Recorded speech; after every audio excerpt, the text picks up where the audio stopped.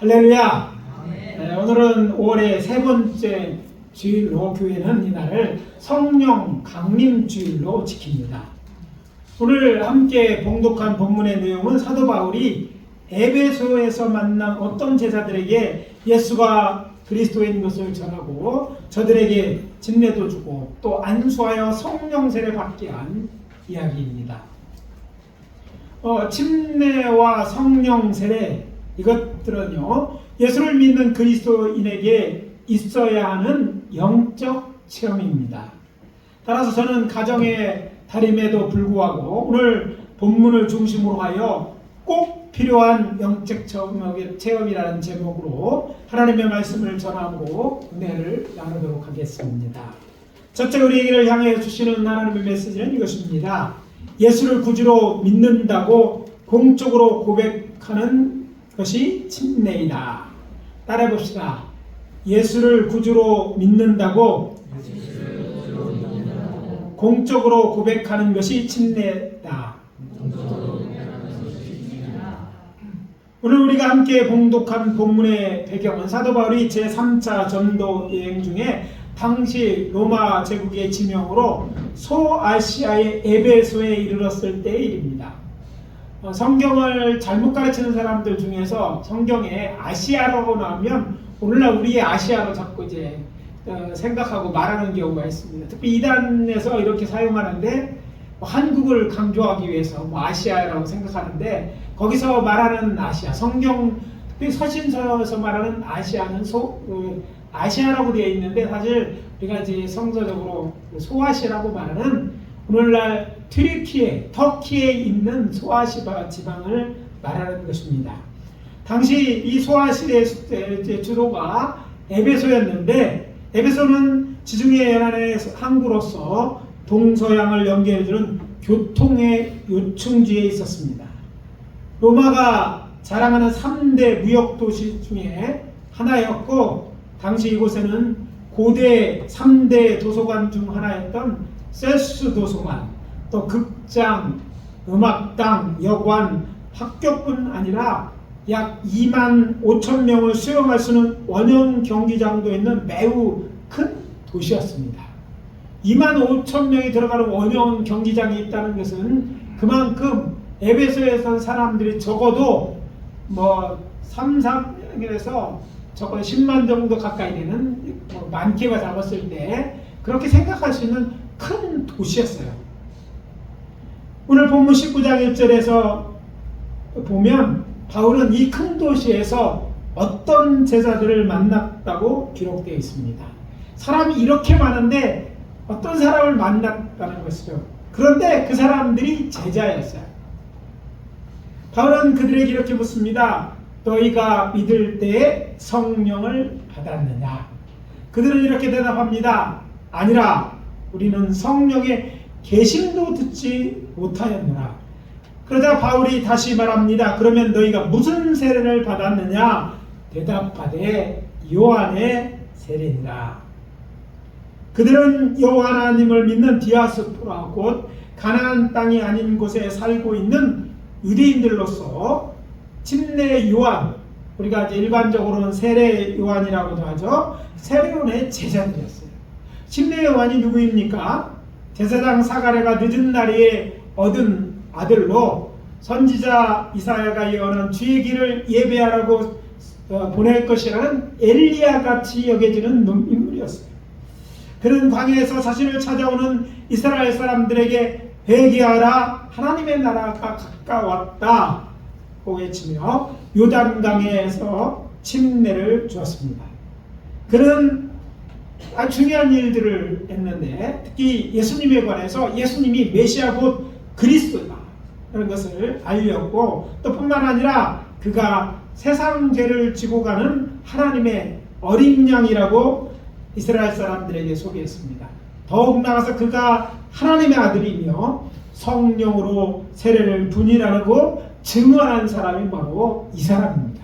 그러니까 구약 성경의 신학적으로 마지막 선지자라고 하면 이 침례요한은요 예수가 누군지 이야기해주러 이스라엘 사람들 알리러 왔고 그 일을 잘 감당한 사람이었어요. 근데 저들이 여기 본문에 보니까 12명째 되는 어떤 자, 즉 침례요의 제자들이 제자들을 바울이 만난 것이고 그들을 향해 지금 바울이 이야기합니다. 뭐라고 말합니까? 요한이 회개의 세를 베풀며 백성에게 말하되 내 뒤에 오시는 이를 믿으라 하였으니 이는 곧 예수라 하거늘. 침례 요한이 또 이렇게 그를 따르는 사람들에게 이야기했다는 것을 이제 바울이 이야기하죠. 뭐라고 얘기했느냐? 내 뒤에 오시는 이를 믿으라고 하였어요. 그가 누구인지 저들은 알지 못했던 거예요. 근데 그 사람이 바로 예수다 라고 지금 바울이 이야기하고 있는 거죠. 그러자 이 말을 들은 저들이 곧바로 취한 행동이 무엇입니까? 그들이 듣고 주 예수의 이름으로 세례를 받으니. 이어지는 5절입니다. 요한에게 회개의 세례를 받은 저들이 또 세례를 받았는데 그것은 전에와 같은 회개의 세례가 아니었어요. 바울이 예수의 이름으로 주는, 즉 바울이 아버지 하나님과 아들 예수님 그리고 성령의 이름으로 주는 세례, 지극하면 원문대로라면 침례였던 것입니다. 그러고 보니까 재침례를 받은 거예요. 그러나 성경 우리가 일반적으로 사용하는 교회 사용하는 재침례는 예수의 이름으로 2번 받는 세례를 의미해요. 어떤 경우는 이런 경우가 생겨요. 왜냐하면 약식 세례를 준 경우에 약식 세례를 인정하지 않는 교단에서는 다시 한번 그런 사람들이 이제 자기 교단으로 오면 침례를 줍니다. 특별히 그래서 유명한 교단이 있는데 그게 침례교회. 물론 오늘날의 침례교회 일반 성도들은 다시 재세례, 침례를 주지는 않습니다. 그러나 목회자가 된다고 한다면 목회자는 다릅니다. 그래서 원칙대로 받지 않았기 때문에 약식으로 받는 것이 아니라 정식으로 받아야 된다고 제 침례를 또 줍니다. 똑같이 예수의 이름을 주는데 물로 물에 잠금으로써 침례를 줍니다. 그리스도 교단도 전라도 쪽에 지방에 좀 많이 있는데 그리스도 교단도 이렇게 재침례를 주는 그런 이제 교단들이죠. 아무튼 이렇게 하는 침례들은 예수 이름을 주는 거를 2번 하는 거예요. 왜? 형식에 있어서 문제가 있다고 생각하고 그 형식대로 그냥 물을 3번 바르는 게 아니라 물에 잠그면서는 침례를 주는 거예요. 근데 이들은요 처음 똑같은 방법으로 2번 침례를 받았어요. 근데 앞에는요 회개의 세례로 요한이 준 것이라면 2번째 바울이 베푼 것은 예수의 이름으로 바울이, 즉 교회가 그에게 침례를 베푼 것입니다. 정말 예수를 구주로 믿는 자라면, 그래서 믿고 영접한 사람은 반드시, 다시 말씀드려서 반드시 침례를 받아야 합니다. 믿었다면 받아야 된다는 거예요. 왜냐하면 예수를 그리스도로 믿고 그 예수를 나의 주, 나의 하나님으로 영접한 사람은 주님의 명령을 따라야 하기 때문입니다. 부활하신 예수님께서는 당신의 제자들을 모아놓고 하나님께서 자신에게 하늘과 땅의 모든 권세를 주셨다고 말씀하시면서 이렇게 명령하셨습니다. 너희는 가서 모든 민족으로 제자를 삼아 아버지와 아들과 성령의 이름으로 세례를 베풀고 내가 너희에게 분부한 모든 것을 가르쳐 지키게 하라. 마태복음 28장 19절 그리고 20절의 말씀입니다. 제자로 삼은 자에게 세례 곧 침례를 베풀라 하나님이 명령하셨기 때문에 정말 예수를 주로 믿는 자라면 그 명령에 순종해야 한다는 것입니다.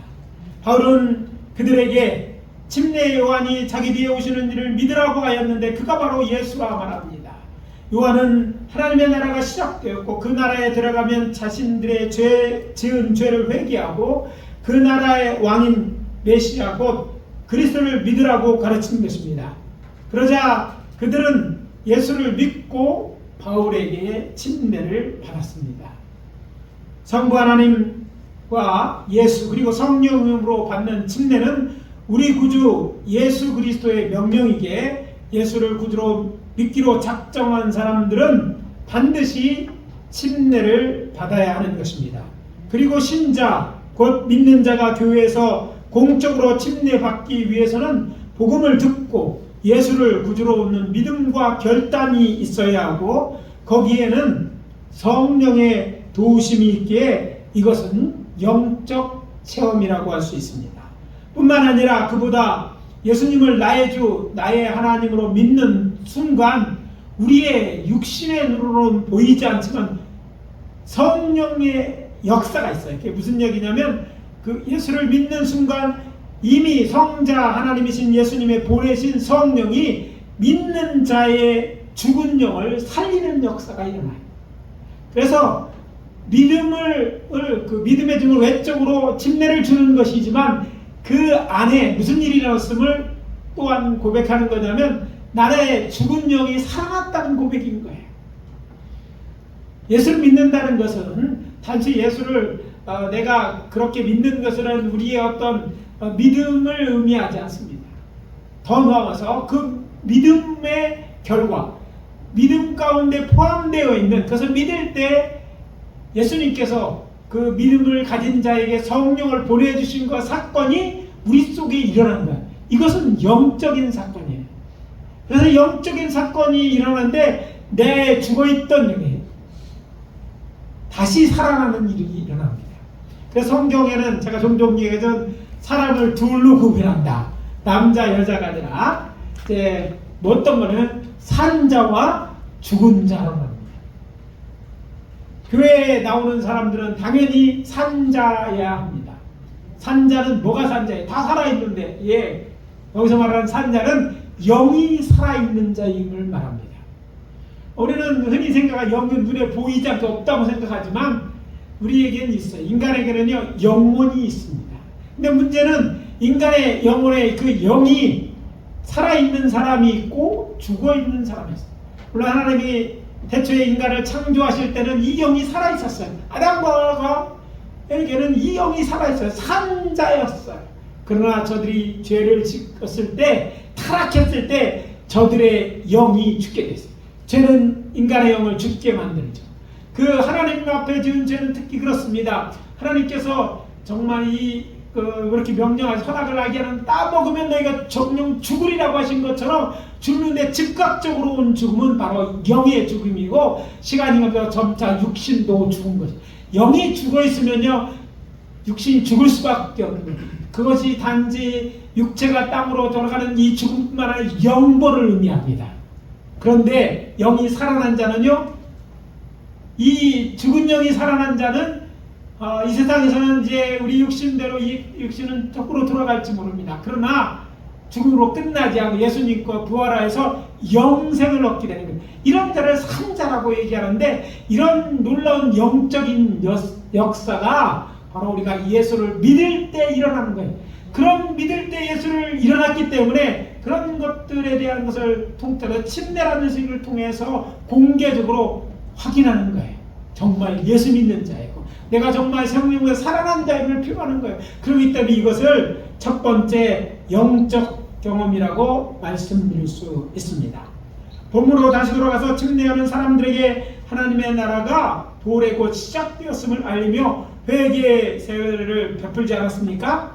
회개하라, 하나님의 나라고 천국이 가까웠다는 선언은 회개하면 그 나라에 들어갈 수 있다는 말입니다. 그런데 흥미로운 사실은 침례 요한이 베푼 회개의 세례가 저들에게, 특히 저들이 침례 요한의 제자라는 표시 또는 하나님의 나라의 도래를 사모하는 사람, 또는 적어도 그의 메시지를 받아들인 사람이라는 외적 증거가 될 수 있다는 것입니다. 따라서 바울이 에베소에서 만난 사람들을 어떤 제자라고 표현한 것은 그것이 그대 사회에서 저들이 요한의 제자는 암묵적인 증거로 사용되고 있다는 방증입니다. 곧 어떤 사실의 진상을 간접적으로 증명해 주 있다고 볼 수 있습니다. 하나님과 예수 그리고 성령의 이름으로 침례를 받는 것은 이것과 비교할 수 없는 다른 차원의 일입니다. 왜냐하면 그것은 하나님의 나라의 왕이신 예수 그리스도의 명, 곧 어명을 따르는 것이기 때문입니다. 따라서 정말 하나님 나라 백성이 되기를 사모하며 예수를 나의 주, 나의 하나님으로 믿는다면 반드시, 다시 말씀드립니다, 반드시 받아야 하는 의식입니다. 왜냐하면 그것은 성삼위 하나님과 하늘의 천사들 그리고 교회 앞에서 예수를 구주로 믿는다는 행위가 동반된 공적인 고백이기 때문입니다. 우리가 다른 나라를 여행한다고 가정할 때 반드시 필요한 것이 있어요. 뭐가 필요해요? 돈? 왜? 여권이 있어야 돼요. 여권이 있어야 다른 나라에 들어가려면 비행기를 타든 배를 타고 가면 여권을 있어서 거기서 승인받아야 들어갈 수 있는 거예요. 허락을 받든지 또 뭐 면제된 국가든지 들어가는 거예요. 허락받지 않고 들어가면 그게 미립국이에요. 합법적인 게 아니죠. 그래서 여권이 있었는데 여권이 있는 것은 그 나라 백성이다. 시민이라는 것은 그런 증거인 것 같죠. 그래서 여권은 그가 누구이고 어떤 나라 국민인지 여행 허가를 받았는지 알려주는 공적인 서류인 것처럼 침례는 그가 하나님 나라에 속한 천국 시민인 것을 증명해주는 공적인 체험이기 때문입니다. 물론 복음을 듣고 예수를 구주를 믿는다면 하나님은 아십니다. 정말 믿는지. 그렇지만 그것으로 충분하지 않습니다. 예를 들어 누군가의 아내가 되고 남편이 되기 위해서 우리나라에서는 둘이 혼인하였음을 알리는 서류를 준비하여 관할, 시청, 구청 또는 법무부에 제출하여 승인을 받아야 법적으로 그 결혼이 인정되는 거예요. 그 전까지는요, 그냥 이것들은 결혼했다고 다른 사람이 인정할 수 있죠. 법적인 부부가 아니에요. 근데 모든 법적인 효력은요, 법적인 요건이 충족되었을 때는 돼야 되는데, 그것은 이렇게 신청해서 신청이 받아들여졌을 때만 되는 거예요. 그와 같습니다. 우리가 예수 믿으면 구원을 얻습니다. 그러나 공적으로 이런 것은요, 공개적인 이 고백을 통해서 확증하겠다는 그런 내용이고, 그래서 어떻게 돼? 그런 확인을 받아야 되는 거예요. 침례를 받는다는 것은 유익이 따르는데, 특별히 침례받는 과정과 있어서 구원에 대한 확신이 생기고, 그리고 영적인 축복 같은 하나님의 은혜를 처음 알 수 있고, 교회의 일원으로 인정받는 것이기 때문에 좋은 것입니다. 물론 좋은 일만 있는 것이 아닙니다. 교회사를 통해 보면 기독교 밖의 상황에서 침례를 받은 것은 공개적으로 자신이 그리스도인 곧 기독교인을 알리는 것이기 때문에 큰 고난과 어려움, 심지어는 목숨을 잃을 수도 아니 수많은 우리의 믿음의 선진들이 목숨을 잃었습니다. 순교하십니다. 그만큼 침례는 공개적인 거예요. 그러니까 그만큼 침례가 가지는 힘 또한 큰 거예요. 확실한 약속에 따라서 약속을 다 지켰으니까 요구할 수 있는 그런 것이에요.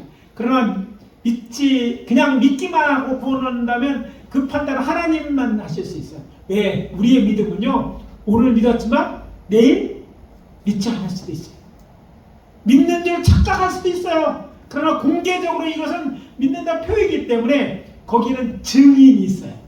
그 증인이 누굽니까? 하나님, 성삼위 하나님이 증인이십니다. 천사들이 증인입니다. 교회가 증인이에요. 그래서 교회가 공개적으로 침례를 주고 그래서 공포하는 거예요. 정말 이 사람이 그만큼 많은 구원받을 믿음이 있다고 하는 거예요. 이번에도 우리가 이제 남전도 여대로 상의하는 가운데 올 여름에는 야외여행을 이제 봄에 가지 않고 여름에 같이 가기로 했어요. 7월 첫째 주에 우리 가려고 계획하고 있는데, 이때 야외에 나가 물이 요새 우리 주변에 보면요, 물이 많이 오염됐고요, 관광 요 근처에는요 공휴일에도 사람들이 많아요. 그러니까 침례 주기가 참 어려워요. 물도 더럽고. 그래서 깨끗한 곳에 가려고 지금 계획을 세우고 있어요. 그쪽에 있는 곳에 지금 아직 지금 결정이 아직 안 나서 하는데, 지금 계획으로 운이랑 나은이랑 물 좋은 데 가서 뭘 하려고요? 침례도 주고 또 우리가 거기서 야외여행을 할 생각. 물론 일찍 간 사람은 토요일 날 가서 거기 이제 숙박시설도 빌릴 거고 텐트도 칠 수 있는 장소도 마련할 건데, 그곳에 있으면서 또 고기도 잡고 놀 수도 있을 거예요. 중요한 것은 그런 물이 있는 곳에서 이제 침례를 주는데, 그때 교회가 공개적으로 침례함으로써 이것들을 확인할 것입니다. 아직까지 이렇게 하지 못하는 것이 있다면 믿음을 확장하지 못했다. 이번 교회에 침례를 받을 수 있게 되기를 원합니다. 아무튼 또 우리가 이 침례를 받아야 되는, 우리는 언제 죽을는지 알 수가 없어요.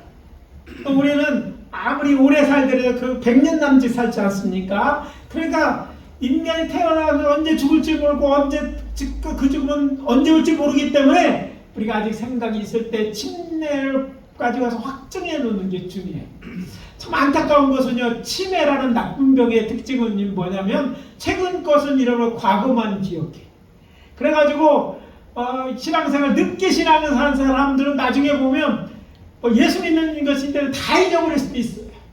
그런데요, 증거란 게 중요해요. 뭐 결혼했느냐 안 했느냐 물었을 때 혼인신고한 거 우리 호적 등본 딱 떼보면 나오는 것처럼 확증할 것들이 필요해요. 그래서 이런 확증하는 것들이 여러분들이 소유함으로써 신앙생활하는 그런 유익이 있어야 될 줄 믿습니다. 누구나 죽어야 하고 죽은 후에 영생과 영벌이 있으니까 영생을 얻을 수 있는 확실한 길이요 또 정도이니 이 길로 가야 할 줄 믿습니다. 우리 구주 예수를 믿고 세례 받는 자는 구원을 얻을 것이라고 약속하셨으니까 그 약속을 믿고 침례를 받음으로 구원을 확정하시기를 예수 그리스도의 이름으로 축복합니다. 믿고 세례를 받는 사람은 구원을 얻을 것이요 믿지 않는 사람은 정죄를 받으리라. 마가복음 16장 16절 말씀입니다. 요즘 유대인들과 팔레스타인들과 전쟁이 있죠. 싸움은 땅의 문제입니다. 사실 그 땅은 과거에 이스라엘 사람들, 그런데 1000년 이상 이스라엘은 그 땅에 떠나 있었어요. 그런데 그 이후에 그 땅에 들어가서 그 땅 내놓으라고 하고 그 땅을 차지하기 시작한 사람들이 이스라엘 사람들, 팔레스타인에 살고 있는 사람들은 좀 억울한 면도 있어요. 그러나 저들이 주장은 이렇습니다. 등기는 게 있다는 거예요. 무슨 말입니까? 성경에 이 땅 준다고 하나님 약속하셨다는 거예요. 약속을 믿어 이 약속이 있으니까 이건 우리 땅이라는 거예요. 그렇습니다. 약속은 그만큼 중요해요.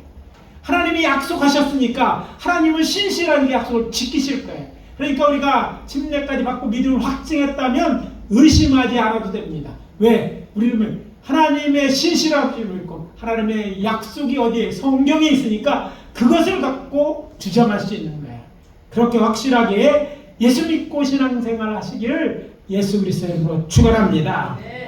둘째, 하나님의 일을 할 수 있는 성령의 능력을 받는 것이 성령 세례다. 따라해 봅시다. 하나님의 일을 할 수 있는 성령의 능력을 받는 것이 성령 세례다. 오늘 아침 우리가 함께 봉독한 본문을 영어로는 에피시오스 펜테코스털이라고 부릅니다. 곧 예배소의 오순절이라고 별명이 붙여져 있는 성경 구절이라는 거예요. 그것은 사도 바울이 예수의 이름으로 침례를 받는 이들에게 안수하자 그들에게 오순절날 초대교회 예루살렘 교회가 경험한 것 같은 방언도 하고 예언도 하는 일, 즉 성령 세례 받을 때 일어난 것 같은 일이 그들에게도 일어났기 때문입니다. 그들이 12명이나 됐다고 했어요. 한두 명이 아니에요. 12명이. 마치 사도들 수와 같이 그들이 12도 그런 경험이 일어난 거예요. 오늘 본문 6절입니다. 바울이 그들에게 안수함에 성령이 그들에게 임하심으로 방언도 하고 예언도 하니. 무엇도 하고 무엇도 했다고요? 방언도 했고 예언도 했다. 그냥 할 수 있는 게 아니죠. 방언은 배워서 하는 언어가 아니기 때문에 그냥 나오는 것이 아니에요. 예언도 뭔가 장래일을 말하는데 내 생각으로 말하는 건 예언이 아니죠. 하나님 뭔가 계시해 줘서 얘기하는 그것이 바로 그 놀라운 일이라는 거예요. 오순절하면 제일 먼저 떠오르는 말씀은 부활하신 예수님께서 승천하시면서 제자들에게 예루살렘을 떠나지 말라고 하시면서 하신 말씀입니다. 너희는 몇 날이 못되어 성령으로 세례를 받으리라. 사도행전 1장 5절입니다. 그로부터 정확하게 열흘이 지난 오순절날 저들은 성령으로 충만받는 체험을 하게 된 것입니다. 제가 자주 말씀드리지만 성령 세례는요, 성령 충만의 첫 번째 경험을 말합니다. 성령 세례를 받는 예수의 제자들은 예수를 믿고 침례도 받았으니 이것은 예수 믿는 자들이 받는 두 번째 영적 체험인 것입니다. 참고로 믿는 자가 침례와 성령 세례 받음에 있어 이후에 꼭 이 순서대로 이루어지는 것은 아닙니다. 뒤바뀔 수도 있다는 말이죠. 중요한 것은 이들은 모두 믿는 자가 꼭 경험해야 되는 영적 체험이라는 것입니다. 그렇다면 하나님께서는 왜 믿는 자가 성령 세례를 경험하기 원하셨을까요? 그 답은 하나님의 나라의 왕이신 예수 그리스도께서 이 성령 세례에 대해서 하신 사도행전 1장 8절 말씀 가운데 잘 나타나 있습니다. 오직 성령이 너희에게 임하시면 너희가 권능을 받고, 다시 말씀합니다. 오직 성령이 너희에게 임하시면 너희가 권능을 받고 예루살렘과 온 유대와 사마리아와 땅끝까지 이르러 내 증인이 되리라. 이 문장에서 권능이라는 말은 권세와 능력을 말합니다. 성령의 권능으로 복음을 전하는 것을 파워 이벤젤리즘이라고 하는데 그 능력 정도란 말입니다. 이런 일이 성령이 너에게 임하셔, 성령 충만 받으면 이런 권능이 임하고 너희들이 이런 일을 할 수 있게 된다는 거예요. 이어지는 2장 5절 이하의 기록은 예수의 제자들이 예수님처럼 성령의 능력으로 병자를 고치고 많은 기적과 이사를 일으킨 기록들입니다. 세상을 이길 능력, 악한 영의 권세를 깨트릴 능력이 성령 충만을 때놓습니다. 여러분의 힘으로 할 수 없는 귀신을 쫓아내는 능력 같은 이런 능력도 성령 충만하면 여러분 그런 것들이 나타나는 거예요. 세상을 이길 능력, 악한 영의 권세를 깨트릴 능력, 성령 충만할 때 나온다는 이 사실을 꼭 기억해야 될 줄 믿습니다. 그리고 성령 충만받아 성령의 능력이 임하면 그 권세와 능력으로 예수의 증인이 되는 것이 우리의 하늘 아버지의 뜻이요 우리 구주 예수님의 뜻이기도 합니다. 그렇다면 어떻게 하면 성령 세례를 받을 수 있을까요? 초대 예루살렘 교회처럼 하나님의 약속을 믿고 성령 세례를 경험할 수 있게 해달라고 간절히 기도하면 됩니다. 뭐 하면 돼요? 기도하면 되는 거예요. 사도행전 4절에 보면 부활하신 예수님께서 사도들에게 이렇게 명령하셨습니다. 예루살렘을 떠나지 말고 내게 들은 바 아버지의 약속하시는 것을 기다리라. 보면 그대로 예루살렘 떠나지 말고 예루살렘 있기만 하면 된다는 얘기로 오해할 수 있어요. 그러나 본문의 의도는 다른 내용이 있어요. 유대인들은 다르게 이해했어요. 어떻게 해요? 예루살렘은요 항상 예루살렘 하면 핵심이 예루살렘 성전입니다. 그리고 예루살렘 성전은 기도하는 집입니다.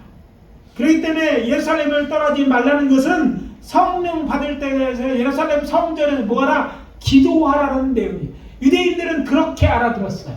우리들은 그냥 문자로 보면 그런 내용을 알 수 있지만 문화나 또 하나님 말씀 볼 때 그렇다는 거예요. 문제는 언제까지 기도해야 하느냐 하는 것이죠. 답은 의외로 간단하고 명료합니다. 죽을 때까지 찌른다는 넌센스 퀴즈에 자주 등장하는 바늘로 코끼리 죽이는 방법과 같습니다. 옛날에 이 퀴즈를 백승호 안수집사가 낸 것 같아요. 어떻게 바늘로 코끼리를 죽일 수 있을까? 맞춘 사람이 없다가 나중에 이제 누가 얘기한 걸로 이제 하는데 어떻게 바늘로 죽을 때까지 찌르면 된다는 거예요. 자, 제가 이제 이 말씀 준비하면서 이렇게 설명하면 너무 간단하구나 이런 생각이 들었어요. 바꿔 말하면 이런 얘기입니다. 성령 세례 받을 때까지 기도하면 됩니다. 그러면 기도하면 돼. 언제까지? 받을 때까지. 약속은 해놓잖아요. 성경에 보니까 열흘쯤 기도했을 때 초대교회가 늦어도 열흘쯤이면 돼. 여기 보니까 왜 그렇게 얘기하냐면 이 오늘 봉독한 에베소에 어떤 12사는 요한의 제자들은요 바로 믿고 예수를 믿고 세례발은 바로 그날 바울이 안수하니까 그날 받았어요. 여러분, 이 마음이 순수하고 사모하는 마음이 있으면요 금방 임하더라고요. 제가 이제 학교에 학생들을 데리고 또 대성화공원에 학교하는데 보면요, 그 대성산에서 뭐 기도 집회하는데 보면요, 거의 98%, 99%가 다 방언을 말하고 성령세를 받습니다. 왜냐하면 아이들은 순수하니까 다른 생각도 많지만 집중해서 사모하고 기도하면요, 바로 그냥 그날 성령의 역사가 나타나요. 안 믿는 자도 믿으면 바로 성령 막 새로 방언받고 이런 일이 역사가 나타나는 거예요. 즉각적으로 일어나는 거예요. 이미 성령 오기 시작했기 때문에. 그러면 하는데 그래도 언제까지? 받을 때까지. 많은 사람들이요 아직도 성령 세례를 경험하지 못한 이유는요, 끈기가 없습니다. 끝까지 이렇게 해야 되는데 다른 건 끝까지 용돈 달릴 때 끝까지 요구하고 마음에 안 드는데 끝까지 매달려서 결혼을 하면서도 뭐예요? 이 성령 세례를 이렇게 하려고 하지 않아요. 그러니까 못 받는 거예요. 적당히 생각하고 안 되면 말지 뭐 이렇게 하는 거예요. 그래서 우리 같은 오순절교회는 이 성령 세례가 또 강조하는 데는 또 많이 받는데 강조하지 않는 교회는 받는 사람들이 또 거의 없어요. 여러분, 하나님의 뜻이기 때문에 강조에 마땅하 우리 교회는 강조합니다. 그리고 또 말씀드립니다. 여러분만 힘으로가 아니라 바울처럼 우리 교회 제가 도와드리겠습니다. 우리 교회는 성령 하는 것이고 또 많은 사역을 통해서 성령의 역사 경험했습니다. 그래서 바울처럼 안수해서 도와줄 수 있어요. 중요한 거는 받고자 하는 마음이 있어야 돼요. 그러면 어떻게 받느냐면 그냥 어렵게 생각하지 말고 금요일 날 나오시면 되고요. 와서 얘기합니다. 성령 세례 받고 싶어요. 기도해 주세요. 이렇게 얘기하면 함께 기도할 때 더 큰 역사가 나타날 줄 믿습니다. 언제까지? 찔러 죽을 때까지. 그 코끼리 죽는 방법이고, 성령 세례 받을 때. 그래서 중요한 건 사모하는 기도하는 자들의 성령은 계속해서 임하게 될 것이기 때문에 여러분 기도하시면 받게 될 것입니다.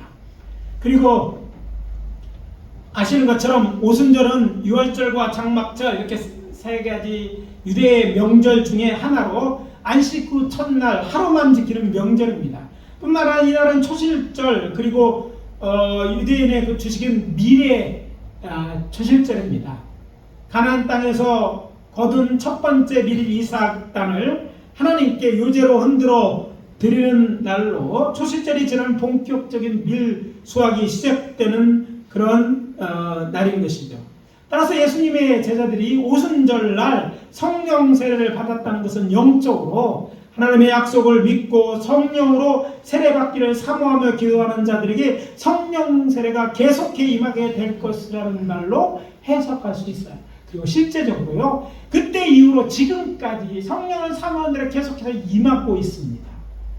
여러분, 어린 나이에도 임하는 걸 봤어요. 어린 아이인데 제가 이제 어린아이 사역을 오랫동안 했는데 주일학교 아이들 캠프 갔는데 여러분, 주일학교 애들 그 3학년서부터 5학년 어린 나이 같죠? 걔들도 회개에 대해서 회개 통일 막 작곡하는 저 회개 기도하면요 무섭습니다. 애들도. 더욱더 놀라고 그런 애들 초등학교 3학년 3, 4, 5학년 이런 애들이요 막 방언 받고 불이 돼가 막 뛰고 큰 은사를 생각하는 거면 어린아이도 가능한 거예요. 나이 들어도 마찬가지입니다. 여러분, 중요한 것은 이런 성례를 사모하면 꼭 방언이 아니지만 지난번 말씀드린 것처럼 마음이 뜨거워지고 정말 믿어지는 역사가 일어나고 정말 여러 가지 나타남, 성령의 충만한 증거들이 여러분에게도 나타나는 것이니까 어떻게 해요? 믿고 구하시기를 바랍니다. 다시 본문으로 돌아가서 이런 내용을 잘 알고 있던 예수님의 제자들이 오순절날 성전에서 기도할 때 하늘로부터 성령이 강림하여 성령의 불이 각 사람 위에 임함으로 저들이 성령 충만을 받고 성령의 말하게 하심을 따라 방언을 말하기 시작하였듯이 바울이 그들에게 안수할 때 성령의 임하로 방언도 하고 예언도 하게 되는 것입니다. 성령 세례 받았다는 것이죠. 지금 우리는 말세를 살아가고 있습니다. 그래서 우리 주 예수 그리스도의 이름으로 권면합니다. 사랑하는 예수교회 성도 여러분, 하나님의 나라를 위하여 일하는 성도님이 되십시오. 여러분, 하나님의 나라를 위하여 일한다는 것, 누가 나를 위해 일한다, 내가 시켜서 무슨 일을 할 때 여러분 일을 시키는 사람으로 또 내 일을 해주는 사람을 볼 때 내가 입장에서 볼 때 뭘 생각합니까? 아, 저 사람이 이렇게 수고했으니까 뭔가 갚아줘야 될 것이 있다. 수고에 대한 대가를 줘야 된다고 생각하지 않아요? 뭐 일꾼이라면 오늘 일당을 줘야겠다. 열심히 일하면 밥도 사줘야겠다. 더불어 뭐도 해줘야겠다. 뭐 이런 마음이 드는 것처럼 하나님의 이름은요. 하나님의 이름은 거기에 대한 보상이 있다는 거예요. 그것이 상급입니다. 하나님은 무지막지하고 막 일만 시키는 분이 아니에요. 좋으신 분입니다. 그래서 마땅히 주어야 될 그뿐만 아니라 그 더하여서 더 많은 것을 주시는 분이에요. 성경은 그것들을 상이라고 표현했어요. 사실 우리의 주를 위해 일하는 것은요, 베풀어주신 하나님의 은혜에 생각하면 그것은 적은 것에 불구하고 당연히 해야 되는 것에 불과합니다. 그러나 당연하도록 그것을 하나님을 위하여 일한 것으로 잘했다고 상을 주는. 그래서 이 상을 하나님께서 주시는데 성령 세례 받고 주의 일하는 사람들에게 주실 것입니다. 그래서 마지막 때 가까울수록은요, 하늘에서 받을 상이 있어야 되는 거예요. 물론 그날에 못 들어가는 사람들은 정말 억울할 거예요. 이렇게 쉬운데 이렇게 시간 많을 때 그 예수를 못 만나서 못 들어갔다니 참 안타까운 거예요. 그런데 그보다 더 안타까우면 천국에는 들어는 갔는데 남들이 다 상 받을 때 받을 상이 없다. 그래서 이런 표현을 교회는 전통적으로 개털모자 쓴다 그랬어요. 아무것도 없는 거 남 하는 거 박수만 쳐 잘했네. 예, 그것도 하는 일이겠죠. 그러나 그것보다는 상 받는 주인공이 되는 게 중요하잖아요. 예? 금메달 땄다, 은메달 땄다. 그것도 중요해요. 우리는 관중도 중요하지만 내가 그것을 딸 수 있다면, 내가 그때 영광도 따르고 보상도 따르지 않겠어요? 천국도 그렇습니다. 하나님의 나라에서도 마찬가지예요. 잘한 사람들에게 상을 주겠다고 약속하셨기 때문에 하나님의 나라를 위하여 일하는 것은요, 당연히 해야 될 일인과 동시에 상을 받기 원하는 자들이 추구해야 될 일인 거예요. 근데 하려고 보니까 뭐예요? 힘이 있어야 돼요. 능력이 있어야 되는데 지금 나라로부터 없는 거예요. 세상에서 배운 건 하나님의 나라를 일할 수 있는 것이 아니에요. 그러나 성령 세례 받으면 성령으로 충만한 일 때 그런 일을 할 수 있는 능력이 많은 거예요. 그래서 능력 받고 그 받은 능력으로 복음을 전하는 일, 주의를 할 수 있는 성도님들이 되시기를 주의 이름으로 축원합니다. 성도님들에게 묻겠습니까? 여러분은 성령을 받으셨습니까?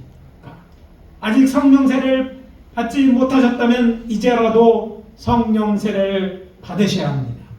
꼭! 그래서 내가 표시를 딱 했습니다. 꼭! 뭐 해야 된다? 받으셔야 합니다. 하나님의 자녀로서 능력 있게 하나님의 나라의 일, 곧 특히 복음 전하는 자가 되시기 원합니까? 그렇다면 성령 충만을 받아 성령의 능력으로 힘있게 복음을 전하십시오. 또한 항상 성령의 능력이 우리에게 임하여 있도록 계속해서 성령 충만을 위해 기도하십시오. 오늘 말씀을 정리합니다. 침례와 성령 세례는 우리의 구원을 위해 능력으로 복음을 전하기 위해 예수 믿는 자들에게 꼭 필요한 영적 체험입니다. 그래서 권면합니다. 예수님을 나의 구주로 믿는다면 침례를 받고 성령 세례도 받으십시오. 그래서 우리 모두 하나님을 기쁘시게 하는 자 되시기를 예수 그리스도 이름으로 축원합니다. 기도합니다. 아버지 하나님, 우리가 하나님을 믿어 구원을 얻고 하나님의 나라를 사모하는 자 되었을진데 정말 하나님의 나라를 위하여 일하는 자 또한 되게 하여 주시옵소서. 그래서 성령 충만하여 주의 일하기를 원합니다. 우리에게 이 체험을 허락하여 주시옵기를 바라옵곤 합니다. 그래서 이를 통해서 하나님을 기쁘게 하는 자 되고 아버지 하나님 상 받는 자들 다 되어줄 수 있도록 축복해 주시옵소서. 예수 그리스도의 이름으로 기도합니다. 다 같이